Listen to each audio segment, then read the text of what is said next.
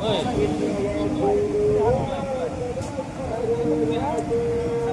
आहे, चांगलं होतं.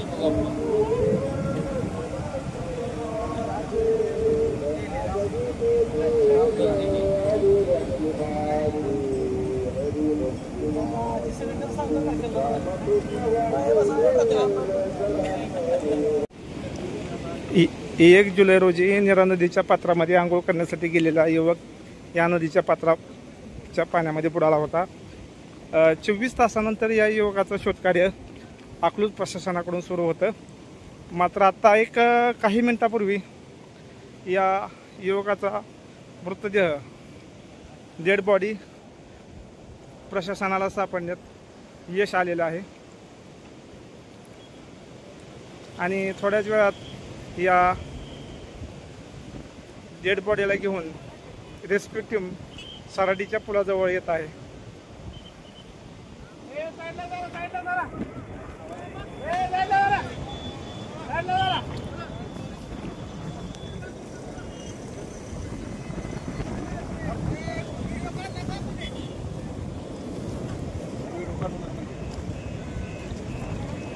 नदीमध्ये बुडल्या त्या युवकाला घेऊन हे बोट येत आहे।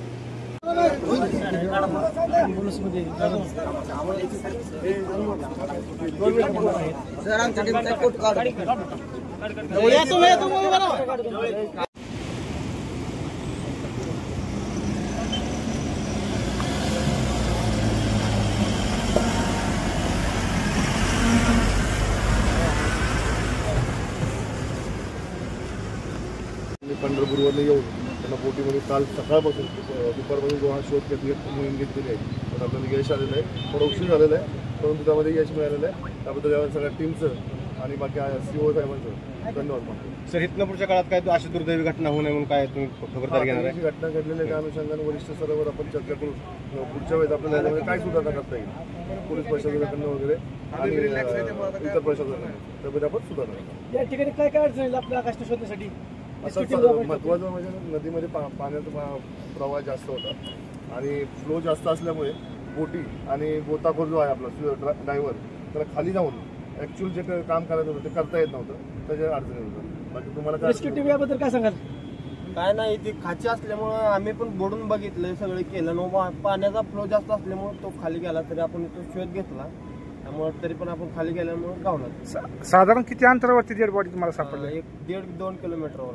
म्हणजे कसं तुम्हाला नक्की कसं जाणवलं इथं डेड बॉडी आहे ती? काय म्हणजे जाणवलं म्हणजे लांब ना आम्ही बघितलं, नंतर दिसली ती, मग वर आलती का?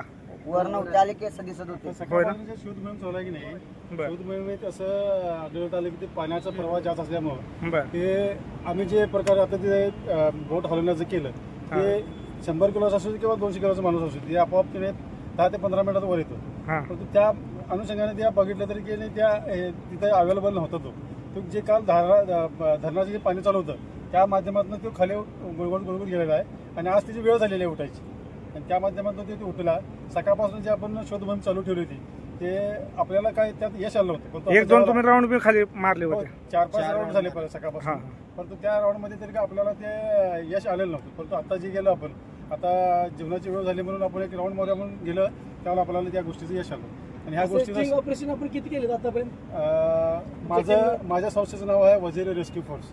मी गेले 20 वर्ष झाले आपत्ती व्यवस्थापनामध्ये काम करतो। जवळपास 9,000 आजचा डेड बॉडी धरून 47 डेड बॉडी झाल्या आहेत। 9,047 डेड बॉडी काढलेल्या आहेत। 3.5 लाख लोकांना आम्ही स्थलांतर केलं आहे आणि जवळपास 500हून अधिक लोकांना वाचवलेलं आहे। आपला कॉन्टॅक्ट नंबर सांगाल का? माझा नंबर आहे 9850 229035। मी कोल्हापूरचा आहे। मी आपत्ती व्यवस्थापन कोल्हापूर, प्रसाद संगपा व आपत्ती व्यवस्थापन सोलापूर, प्रसाद आपला शक्तिसागर ढोले यांच्या माध्यमातून मी आपत्ती व्यवस्थापनाचं काम या पूर्ण जिल्ह्यात करतो।